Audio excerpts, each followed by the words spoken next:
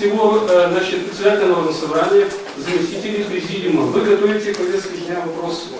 Вопросы очень часто подготовлены с нарушением процедур. Я вчерашний день, когда узнаю, я на самом деле не знал, потому что 6 или 7 освобожденных должностей, у нас оплачиваемые должности в Народном собрании. Хотя в законе о регламенте написано четко, что председатель Народного собрания, заместители, председатели комиссии и их заместители работают на оплачиваемой основе. То есть вы на позапрошлой сессии приняли против закона, приняли постановление.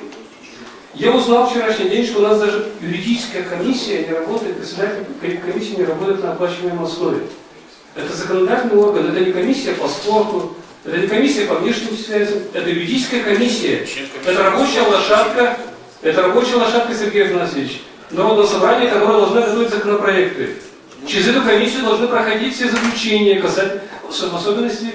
Тогда во главе надо ставить юриста этой комиссии, а не ставить какого-то там... Но я как раз... Каждого надо ставить по специальности. Если комиссия юридическая, значит ставить юриста и платить. Я говорю о том... Сергей Афанасьевич, а председатель комиссии только юридической комиссии, не юрист? Или есть другие комиссии? Я сейчас, послушайте... Профильная комиссия... Сергей Афанасьевич... Есть комиссия еще... Я сейчас не говорю... Я сейчас не буду терпеть. Послушайте, я сейчас не говорю конкретно... Я дочернял всякий. Негодяй-то после этих слов. 4 созвана депутата. Совестный ты, вот кто точно.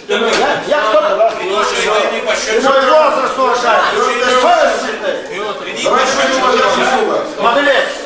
Ты что думал, будешь наезжать как на Иван? Не получится. Я по морде тоже у меня не бить, что